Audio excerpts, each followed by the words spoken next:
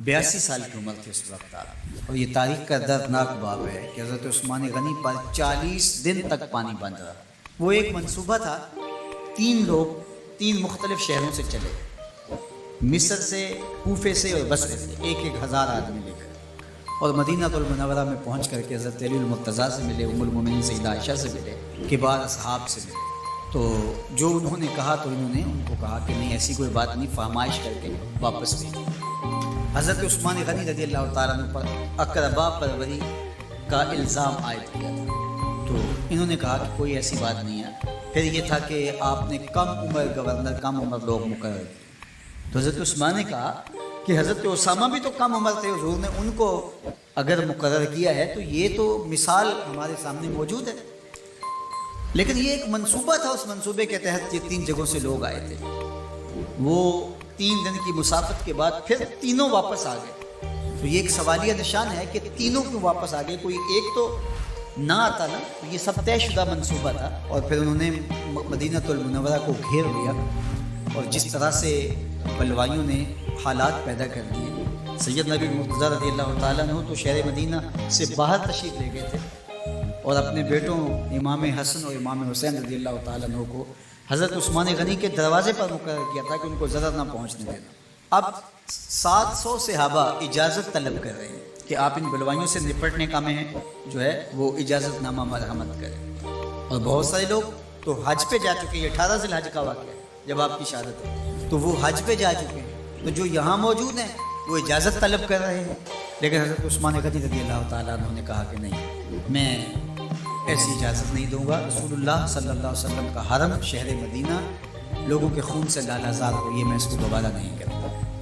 افواج موجود ہے، اور دنیا کی تاریخ میں آپ کو ایسا نہیں ملے گا کہ اتنی بڑی حکومت کسی کے پاس ہو اور وہ خود گھیر لیا جائے، اس کا پانی بھی بند ہو جائے، اور وہ حکم دے کہ نہیں، میرے لیے آپ ایک قطرہ بھی خون نہیں بہائیں۔ بلکہ آپ کے غلاموں نے جب تلواریں اٹھا لی تو آپ نے فرمایا کہ میرا حکم ہے کہ تم تلواریں نیچے رکھو، بلکہ میں تمہیں یہ آفر دیتا ہوں کہ جو غلام لڑے گا نہیں اور یہ میرے سے عہد کرتا ہے وہ آزاد ہے۔ حضرت ابو ہریرہ رضی اللہ تعالیٰ عنہ، حالانکہ یہ پڑھنے پڑھانے والے لوگ تھے، تعلیم و تعلم سے ان کا تعلق تھا، لیکن وہ بھی تلوار لے کے حضرت عثمان غنی کے دفاع میں آگے۔ لیکن حضرت ابو ہریرہ رضی اللہ تعالیٰ عنہ کو بھی حضرت عثمان غنی روک دیتے۔ مالک بن نشتر کہنے لگا کہ ہم آپ کی دستبرداری کے خواہاں ہیں، آپ خلافت سے دستبرداری اختیار کر لیجیے۔ تو حضور علیہ الصلوۃ والسلام کے اس جانثار صحابی نے حضرت عثمان غنی نے فرمایا یہ نہیں ہو سکتا۔ دستبردار کیوں نہیں ہوئے؟ لگتا تھا یہ سب سے زیادہ آسان تھا، لیکن حضور نے ارشاد فرمایا تھا، اے عثمان، تمہیں اللہ ایک قمیض پہنائے گا، لوگ اس کو اتارنا چاہیں گے، تم کبھی نہ اتارنا۔ تو اس سے مراد خلافت کی قمیض اور ان کی شہادت کی خبر بھی اللہ کے محبوب علیہ السلام نے دی، اور اگر آپ دستبردار ہو جاتے تو یہ ایک کھلونا بن جاتا، بازیچہ بن جاتی خلافت۔ چند آدمیوں کے پریشر سے خلافت سے دستبرداری کرنا پڑتی۔ اچھا، ایک یہ سوال بھی پیدا ہوتا ہے، چند باغی تھے، ان کو کس طرح کچل دیا جاتا؟ لیکن حضرت عثمان غنی یہ نہیں چاہتے تھے۔ ایک تو یہ کہ مدینے کی حرمت پامال نہ ہو، اور دوسرا پورے عالم اسلام کو آگ لگانے کا جو منصوبہ تھا، 3 مختلف شہروں سے 1000 آدمی لایا گیا ایک منصوبے کے تحت، اور انہیں لاشیں چاہیے تھیں، اور جو ان کے پیچھے کام کر رہے تھے نادیدہ ہاتھ، ان کا منصوبہ یہ تھا کہ یہاں سے مختلف سمتوں میں، یہ تینوں شہر مختلف سمتوں میں تھے، تینوں سمتوں میں جب لاشیں جائیں گی تو پورے عالم اسلام کو ہم جو ہے وہ خانہ جنگی کی آگ میں دھکیل سکیں گے۔ تو حضرت عثمان غنی ان سازشوں سے آگاہ تھے، تو سب سے احوط اور آسان یہ تھا کہ قربانی پیش کر دی جائے، اور پھر انہوں نے سن بھی رکھا تھا کہ 2 شہید ہیں، شہید تو انہوں نے بہرحال ہونا ہے، تو لہٰذا میں خلافت سے دستبردار بھی نہیں ہوں گا، اور شہر مدینہ کی حرمت بھی پامال نہیں ہونے دوں گا، اور تیسری بات یہ ہے کہ میں خود مظلوم شہید کر دیا جاؤں۔ تو آپ نے یہ گوارا کر لیا۔ تو 18 ذی الحج تھا، جمعہ کا ہی دن تھا، اور حضرت عثمان غنی رضی اللہ تعالیٰ عنہ روزے سے تھے، عصر کا وقت تھا، قرآن مجید کی تلاوت کر رہے تھے۔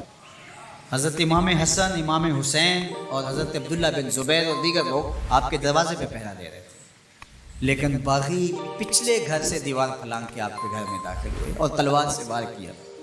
آپ کی زوجہ حضرت نائلہ آگے بڑھی اور ہاتھ سے روکنا چاہا، آپ کی انگلیاں کٹ گئیں۔ پھر دوسرا وار کیا تو حضرت عثمان غنی رضی اللہ تعالیٰ عنہ کا دایاں ہاتھ کٹ کے گر گیا۔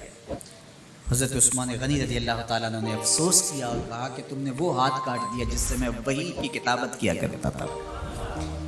پھر اس کے بعد آپ پر 9 وار کیے گئے اور آپ کو شہید کر دیا گیا، اور آپ کا خون قرآن مجید پڑھتے ہوئے اس آیت پہ گرا فَسَيَكْفِيكَهُمُ اللَّهُ وَهُوَ السَّمِيعُ الْعَلِيمُ۔ تو حضرت عثمان غنی رضی اللہ تعالیٰ عنہ مظلوم شہید کیے گئے، بھوکے اور پیاسے شہید کیے گئے، ظلماً شہید کیے گئے۔ حضرت عبداللہ بن عمر رضی اللہ تعالیٰ عنہ فرماتے ہیں کہ حضور فتنوں کا ذکر کر رہے تھے کہ فتنے ہوں گے، بہت بڑے فتنے ہوں گے۔ تو ایک شخص نے چادر اوڑھی ہوئی تھی اور وہ مجلس واعظ کے قریب سے گزرا جہاں حضور کچھ ارشاد فرما رہے تھے، تو آقا کریم نے اشارہ کر کے کہا اس دن یہ شخص حق پہ ہوگا۔ عبداللہ بن عمر کہتے ہیں کہ میں اٹھا اور جا کے دیکھا تو وہ حضرت عثمان تھے۔ تو میں نے حضرت عثمان کے چہرے کو پکڑ کے تھوڑا سا حضور کی جانب کیا اور میں نے کہا حاضر حضور، یہ اللہ کے محبوب میں ہاں یہی، جب فتنے ہوں گے تو فرمایا یہ حق پہ ہوگا۔ تو حضرت عثمان غنی رضی اللہ تعالیٰ عنہ حق کی راہوں کے مسافر، جنہیں حضور کی زبان سے شہید کہا گیا، اور شہید کسی کا انجام ہوتا ہے، تو حضور نے فرمایا یہ شہید ہوگا۔ شہید وہی ہوتا ہے جو بحالت ایمان اس دنیا سے راہ خدا میں اپنی جان قربان کرے۔ فرمایا فَإِنَّمَا عَلَيْكَ نَبِيٌّ وَصِدِّيقٌ وَشَهِيدَانٌ، اے پہاڑ رک جا، تو جانتا نہیں تیرے اوپر اللہ کا ایک نبی ہے، ایک صدیق ہے اور 2 شہید ہیں۔ حضرت عثمان غنی رضی اللہ تعالیٰ عنہ عظمتوں کے مینار، اللہ اکبر۔ تو یہ حضرت عثمان غنی رضی اللہ تعالیٰ عنہ کا یہ کارنامہ تھا کہ آپ نے اپنی جان پیش کر کے امت کو جو ہے وہ فتنوں سے محفوظ کر لیا اور امت کو بچا لیا۔ حضرت عثمان غنی رضی اللہ تعالیٰ عنہ پہ کروڑوں رحمتیں، کروڑوں سلام۔ ہم آپ کی عظمت کو سلام پیش کرتے ہیں، عقیدتوں کا خراج پیش کرتے ہیں۔ حضور کی خدمت میں ایک جنازہ لایا گیا اور حضور سے عرض کی گئی حضور اس شخص کا جنازہ پڑھا دیجیے، تو حضور نے انکار کر دیا، کہا میں جنازہ نہیں پڑھاؤں۔ تو صحابہ نے عرض کیا یا رسول اللہ، کبھی ماضی میں ایسا نہیں ہوا، جب بھی کوئی جنازہ لایا جاتا ہے تو آپ جنازہ پڑھا دیتے ہیں اور آپ نے آج انکار کر دیا۔ تو فرمایا یہ شخص میرے عثمان سے بغض رکھتا تھا اور اس کو اللہ نے بھی اپنی رحمتوں سے محروم کر دیا۔ حضور نے اس شخص کا جنازہ نہیں پڑھایا جو مبغض عثمان غنی رضی اللہ تعالی عنہ۔ تو اب آپ اندازہ کیجئے وہ کتنا بدبخت شخص ہے جو حضرت عثمان سے بغض اور دشمنی رکھتا ہے۔ حضرت عثمان غنی رضی اللہ تعالی عنہ سے اللہ کے محبوب علیہ السلام نے کتنی خوبصورت ارشاد فرمائی، میں اس سے حیا کیوں نہ کروں جس سے اللہ کے فرشتے بھی حیا کرتے ہیں۔ یعنی عثمان غنی وہ ہیں جس سے اللہ کے فرشتے بھی حیا کرتے ہیں، اور جو عثمان غنی کا حیا نہیں کرتا اس سے بڑا بے حیا کون ہو سکتا ہے۔ حاکم نے مستدرک کے اندر روایت ذکر کی ہے کہ بہت سارے صحابہ حضور کی بہت ساری خوبیوں کے مظہر تھے، اور سب سے زیادہ حضور کے خلق کے مشابہ حضرت عثمان غنی رضی اللہ تعالیٰ، اور خلق میں سب سے اونچا درجہ حیا کا ہوتا ہے۔ تو حضرت عثمان غنی رضی اللہ تعالیٰ عنہ حیا کے اس مقام پہ فائز المرام تھے جو انہی کا مقصوم تھا۔ اللہ ہمیں حضور کے اہل بیت، حضور کے اصحاب، بلکہ حضور کے در کی مٹی کی تعظیم بھی نصیب کرے۔ اقبال نے کہا تھا خاک طیبہ از دو عالم خوش ترست، آن خنک شہرے کے آنجا دل برست۔ ہمیں تو طیبہ کی مٹی بھی اچھی لگتی ہے اس لیے کہ وہاں محبوب جو رہتے ہیں، تو محبت تو اس چیز کی متقاضی ہوتی ہے، محبوب کی راہوں کو بھی سلامی پیش کی جائے۔ تو جو حضور علیہ السلام کے ساتھ منسوب اتنی وقی نسبتیں ہیں ان کا احترام کیوں نہیں کریں گے؟